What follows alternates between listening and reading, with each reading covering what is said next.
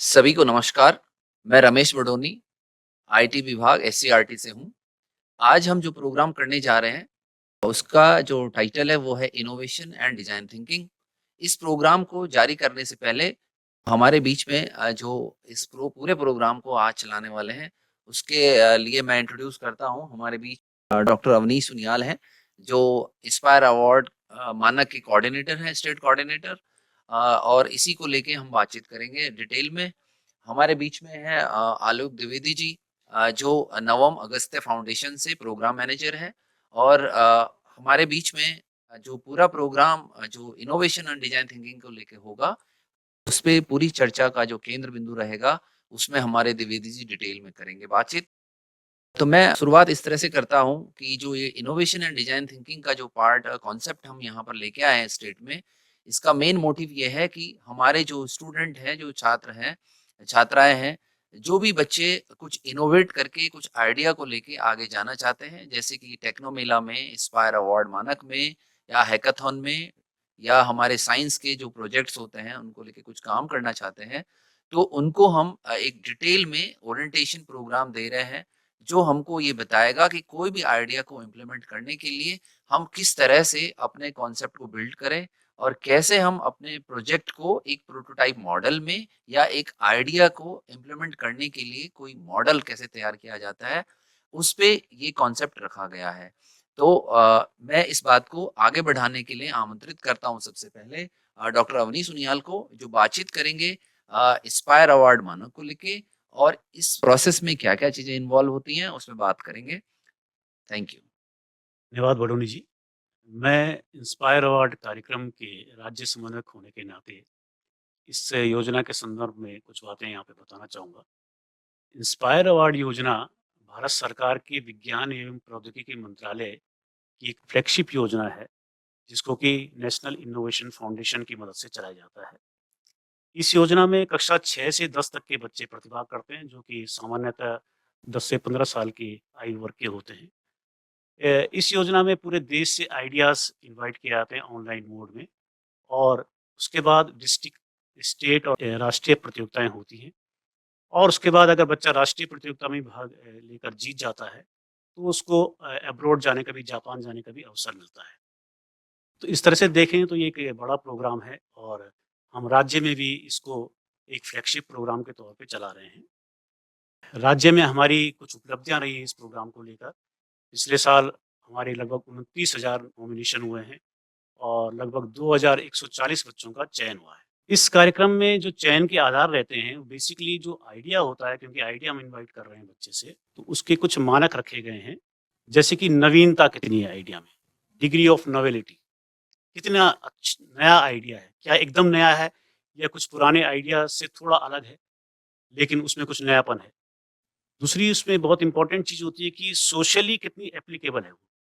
यानी कि समाज में कितना एप्लीकेबल हो सकता है वो आइडिया, अगर बच्चा उसको बनाता है उसको लेकर। और एक बात मैं और भी बताना चाहूँगा आपको कि बेसिकली इसमें वो आइडियाज़ ज़्यादा पसंद किए जाते हैं जो कि समाज की रोज़मर्रा की ज़रूरतों को पूरा करते हैं। यानी कि जो सामाजिक दिक्कतें हैं, आम तौर पर डेली लाइफ़ की जो प्रॉब्लम्स हैं, उनको सॉल्व करने वाले जो आइडियाज़ होते हैं, उनको इसमें ज़्यादा एक्सेप्ट किया जाता है। तो ये देखा जाता है कि जो भी बच्चा बना रहा है, क्या वो सोशली एप्लीकेबल है। तीसरा इसमें बड़ा एक इम्पोर्टेंट एस्पेक्ट रहता है कि क्या वो एनवायरनमेंट फ्रेंडली है कि नहीं है। यानी कि जो बच्चे ने आइडिया दिया है, उससे कोई पर्यावरण पे कोई प्रतिकूल प्रभाव तो नहीं पड़ता है। तो ये भी चीज़ें इसमें देखने की हैं। अगला जो एक इम्पोर्टेंट है कि एस्पेक्ट है इसका, कि सबसे मुझे लगता है सबसे इम्पोर्टेंट एस्पेक्ट है कि यूज़र फ्रेंडलीनेस। आइडिया या प्रोटोटाइप ऐसा होना चाहिए जो कि आसानी से इस्तेमाल किया जा सके, यूज़र फ्रेंडली हो, उसकी बहुत अधिक कॉस्ट भी ना हो, और आसानी से उसको बच्चा या कोई भी व्यक्ति जो है उसको चला सके। एक बहुत इम्पोर्टेंट चीज़ है कि आइडिया ऐसा हो कि जो कि एग्जिस्टिंग टेक्नोलॉजीज़ हैं, अवेलेबल हैं, उनसे कुछ अलग हटके हो, या उसके कुछ एडवांटेज ऐसी हों कि जो कि एग्जिस्टिंग टेक्नोलॉजीज़ में नहीं है। जैसे कोई मशीन अभी नहीं है, अभी जो वर्तमान में वो सुविधा उपलब्ध नहीं है। तो इस तरह से मॉडिफ़िकेशन हम कर लें कि जिससे कुछ एडवांटेज हो जाए। तो अपने आप में एक बड़ा प्रोग्राम है, और हम चाहते हैं कि स्टेट में इसको हम जिस भी तरीके से हो सके इसको प्रमोट करें। क्योंकि ये जो प्रोग्राम है पूरा इस तरह से डिज़ाइन किया गया है कि सारा ज़्यादातर ऑनलाइन मोड में चलता है और ऑफ़लाइन में कुछ देने के लिए विशेष रूप से कोई बहुत बड़े फंड हमारे पास नहीं होते। तो हम चाहते हैं कि ऑनलाइन मोड में ही ज़्यादा से ज़्यादा बच्चों तक और टीचर्स तक हम पहुँचें। मुझे बड़ी प्रसन्नता है कि नवम अगस्त्य फाउंडेशन ने बच्चों की मदद के लिए एक प्रस्ताव दिया है कि वो हमारे बच्चों को डिज़ाइन थिंकिंग के माध्यम से डिज़ाइन थिंकिंग क्योंकि एक ऐसा प्रोसेस है जिसमें कि अपने आसपास के वातावरण को बहुत डीपली ऑब्जर्व करना और उसके बेस पर फिर आइडिया क्रिएट करना और फिर उस आइडिया को प्रोटोटाइप में कन्वर्ट करना, ये सारी बातें स्टेप बाय स्टेप बहुत डिटेल में बताई जाती हैं। तो अगर हमारे बच्चे इसके लिए वेल इक्विप्ड होंगे, सोचने के लिए, सोचने का भी एक तरीका होता है कि उसको कैसे किसी सांचे में ढालना है और प्रोटोटाइप में उसको कन्वर्ट करना है, तो ये पूरा एक अपना प्रोसेस है।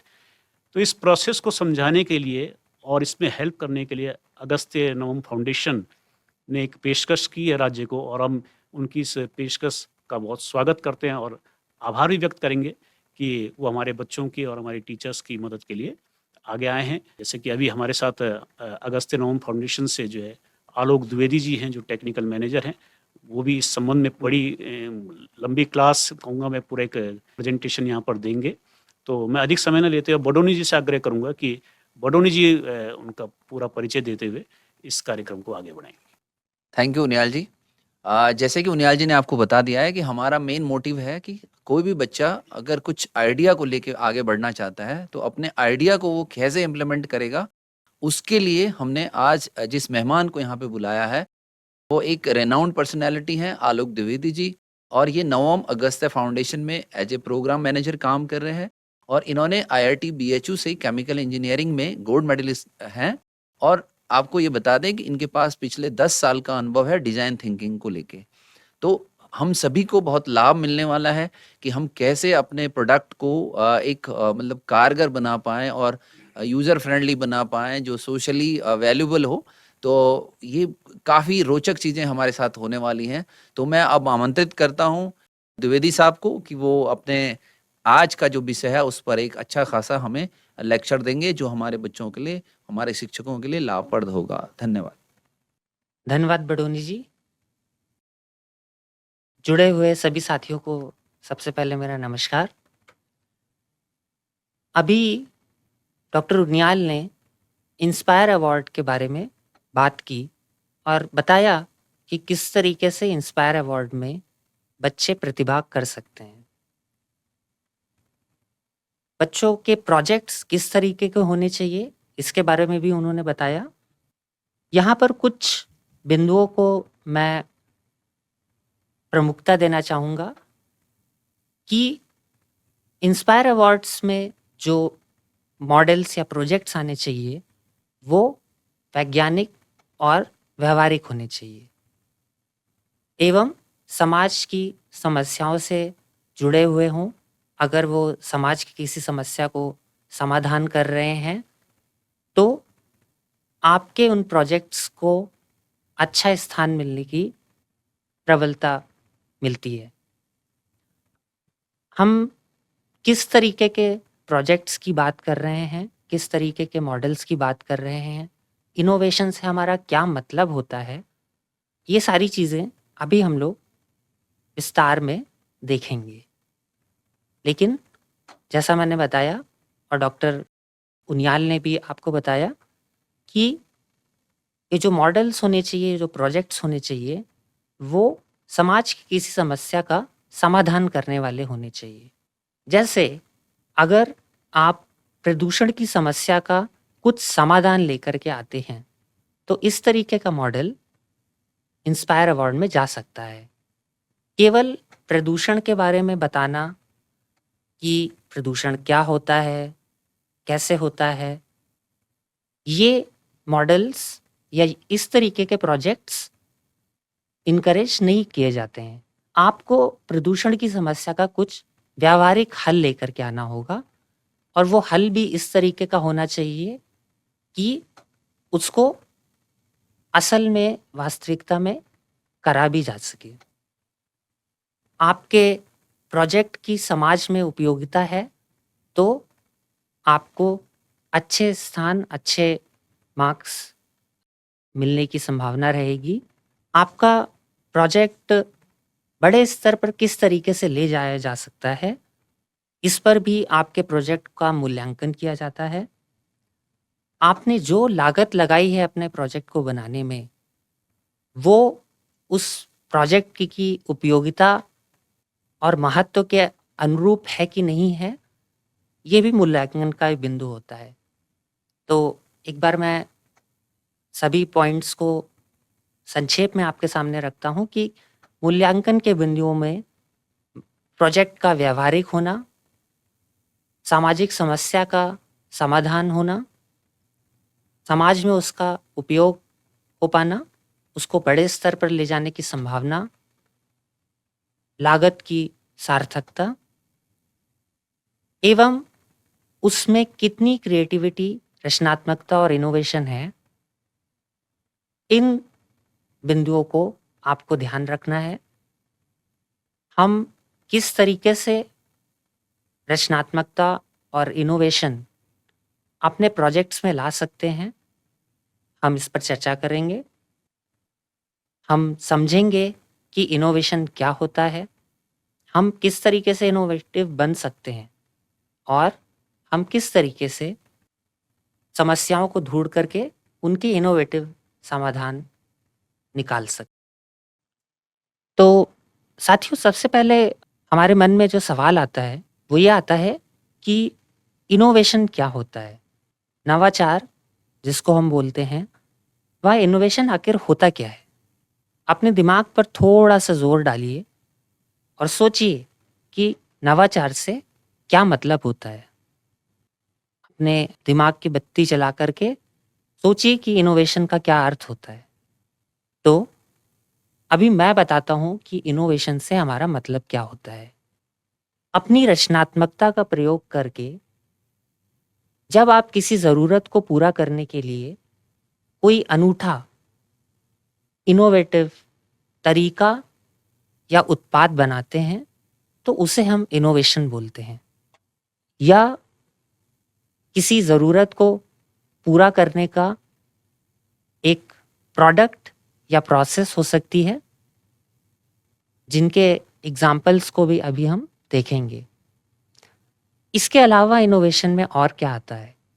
पहले से बने हुए किसी तरीके या उत्पाद को बेहतर बनाना।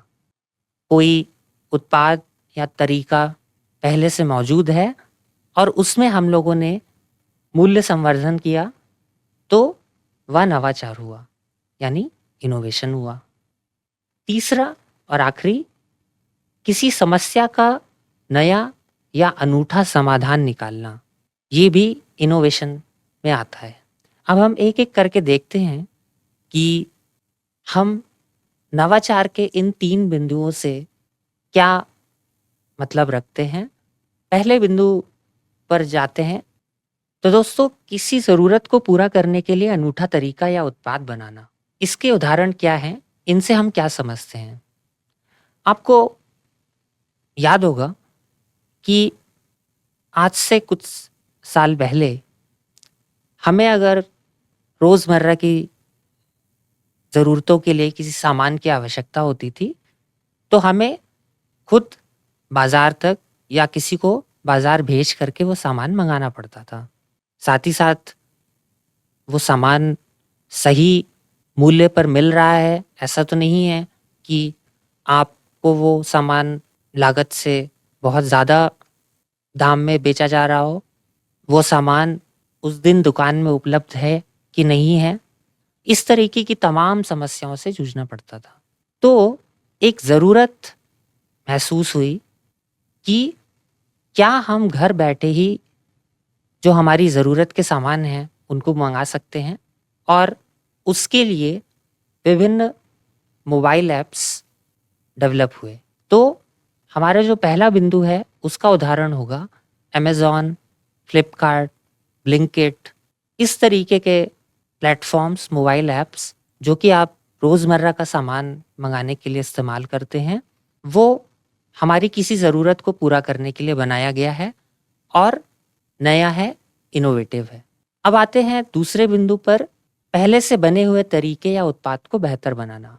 आप लोग देख रहे होंगे कि कुछ समय पहले तक हम लोग फिलामेंट के बल्ब यूज़ करते थे, जिनको इनकैंडेसेंट लैंप भी बोलते हैं। का आविष्कार थॉमस एडिसन ने किया था।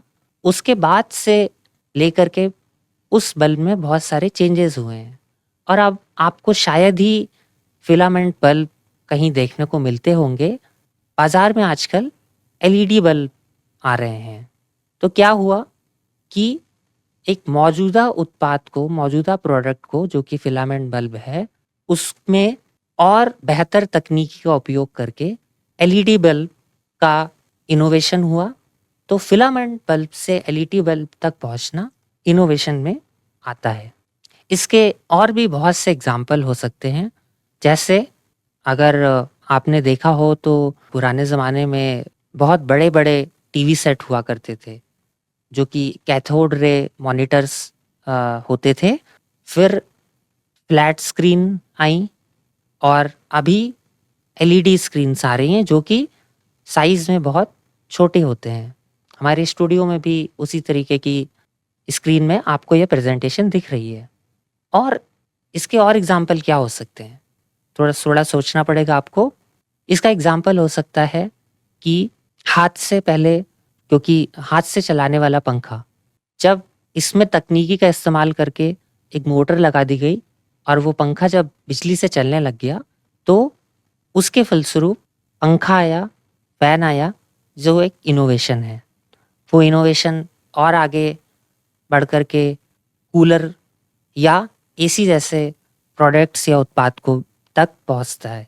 तीसरे पॉइंट, किसी समस्या का नया या अनूठा समाधान निकालने को हम एक वीडियो के माध्यम से देखेंगे। సో మనం దాన్ని కూడా ఒక కాయిల్ డిస్క్ని పాస్ చేస్తే సో కాయిల్ ఎనర్జైజ్ అయ్యి దాని యొక్క ఫీల్డ్ని స్ట్రెంథన్ చేస్తుంది అన్నమాట. సో దీంతో ఎలా బేసిక్ కాన్సెప్ట్ ఏమంటే సో వైర్లెస్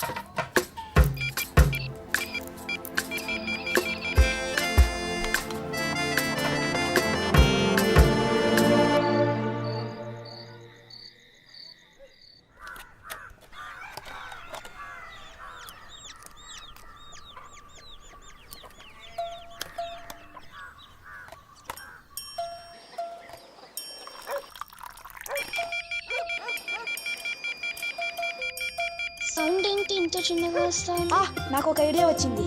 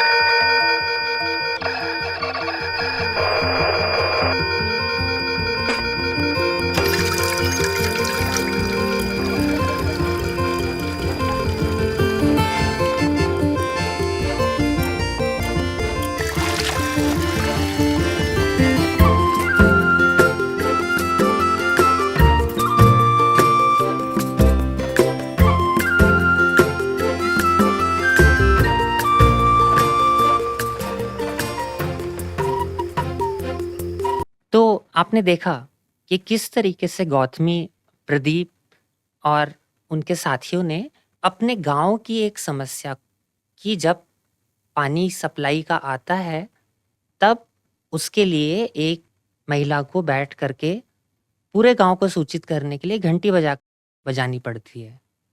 उन्होंने अपने समाज में, अपने गांव में, परिवेश से ये समस्या देखी और अपने साथियों के साथ उसका एक इनोवेटिव सॉल्यूशन निकाला। और आपने ध्यान दिया होगा कि पहला सॉल्यूशन जो था उसमें उन्होंने छोटे बजर का इस्तेमाल किया। जब उन्हें महसूस हुआ कि हमें बड़े बजर या बड़े ज़्यादा साउंड वाले बजर की ज़रूरत है तो उन्होंने उसको लगाया। तो हम जिस डिज़ाइन थिंकिंग की बात कर रहे हैं उसके विभिन्न चरण कहीं ना कहीं गौतमी और प्रदीप ने अपने इस इनोवेशन में इस्तेमाल किए और आपने देखा कि उनका ये मॉडल विज्ञान के सिद्धांतों पर था, व्यवहारिक था, समाज की समस्या का समाधान निकाल रहा है, सामाजिक उपयोग में लाया जा सकता है, इनोवेटिव है, क्रिएटिव है और इसको बड़े स्तर पर स्केल भी किया जा सकता है। तो ये हमारे इंस्पायर मानक के अवार्ड के जो मूल्यांकन बिंदु हैं सभी पर खरा उतरता है। तो दोस्तों, अभी हमने ये तो समझ लिया कि इनोवेशन क्या होता है, लेकिन असली समस्या आती है कि तो इनोवेशन को अगर मैं एक वाक्य में बोलने को कहूँ तो विचार को हकीकत में बदलना इनोवेशन है। यानी आपके पास कोई आइडिया है और उसको आप रियल लाइफ में लेकर के आते हैं तो वो इनोवेशन होता है। जैसे आपके पास एक आइडिया है या एक आइडिया आया कि हमें पेट्रोल या डीजल की जगह विद्युत से चलने वाली, इलेक्ट्रिसिटी से चलने वाली कार बनानी है। और जब इस तरीके की कार बनाई गई टेस्ला एवं विभिन्न कंपनियों ने, तो वो विचार इनोवेशन में परिवर्तित हुआ। तो जब तक विचार आपके मन में है तब तक वो केवल एक विचार है। जब उसे आप हकीकत में बदलते हैं तो वो इनोवेशन बन जाता है। जैसे हमारे प्रदीप और गौतमी के पास आइडिया था कि पानी के आने की सूचना देने का अलार्म बनाने के लिए हम एक बजर लगा सकते हैं। जब उन्होंने उसको वास्तविकता में बदला और उसको अपने गांव में लगाया तो वो हकीकत में, वास्तविकता में परिवर्तित हुआ और वो इनोवेशन बना।